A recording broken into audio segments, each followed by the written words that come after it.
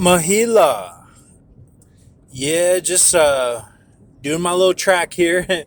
um, you know, Lone Mountain, Cheyenne, Aliante, just kind of going around.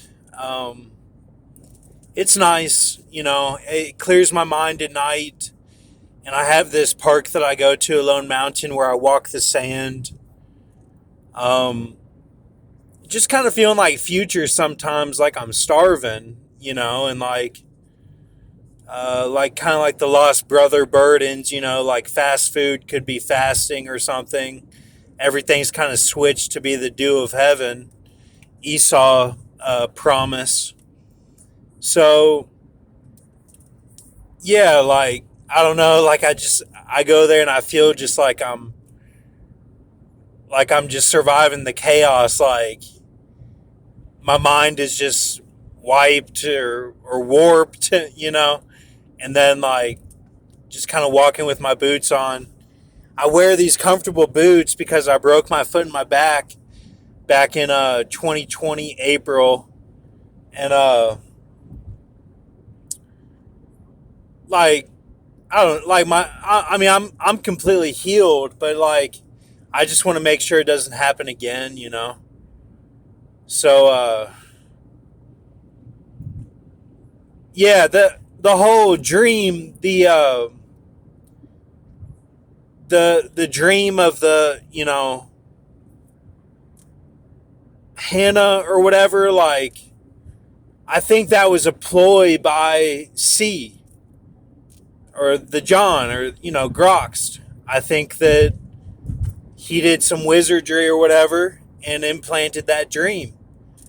They have that tech to do all that sort of stuff, and sometimes just your force, like your willpower, what you're doing, like to push things along, can lead up to one moment where it'll be a tipping point for something.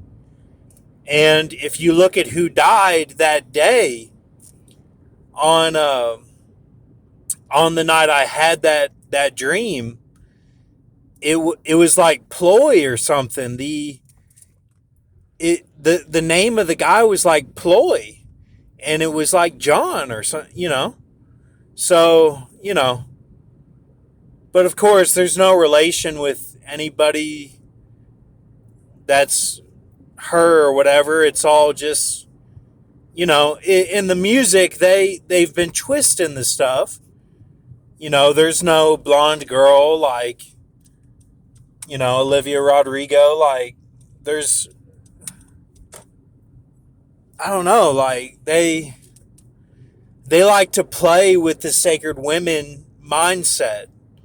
You know, all these it characters. I'm not the only one. They all have sacred women.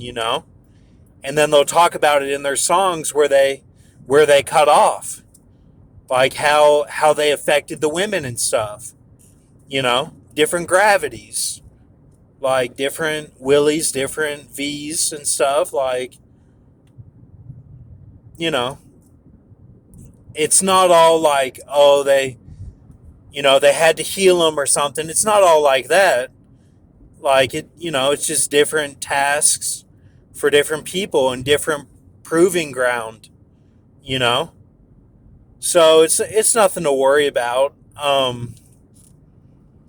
But I did want to touch on that, and then I've been giving away my chains or whatever, and like like showing all the information of what I see, being an it character, which is represented by all through the Bible. It talks about it judging the nations, but specifically in Isaiah 51, it talks about it, and that's kind of how it relates to me or whatever. And even like the judgment on Moab and stuff, like I've gone through a lot of those judgments where it's been like the overflowing scourge of Isaiah 30 and 28. And the gravity has kind of shifted through that. But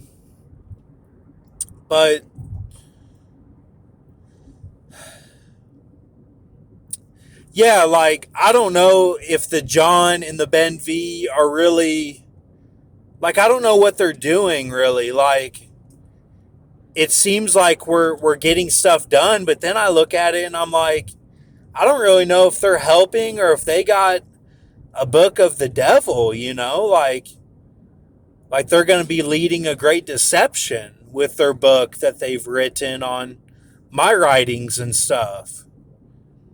Now, that could all be delusion and there's no book, but they're always on top of it to like in the symbolism to like steer me a certain way so that they can write the stuff, you know? So I'm just kind of wondering, like, what have they come up with? Like, have they twisted all my shit? So there's that. And then I was looking at the Eddie from JP2, Lost World, when he talks about the gun. Now, Ben V kind of made a joke of it and did the Fifth Element gun scene. But really, that Eddie scene relates to Alan Ruck in his birthday to today. Or it would have been yesterday now. But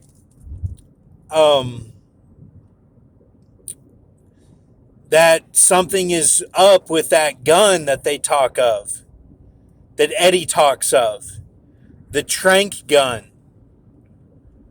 Now, I'm not into guns or anything. I don't have any guns. I'm not, I'm kind of, my views are kind of like conservative liberal, if you wanted to steer me a certain way, or conservative Democrat, but,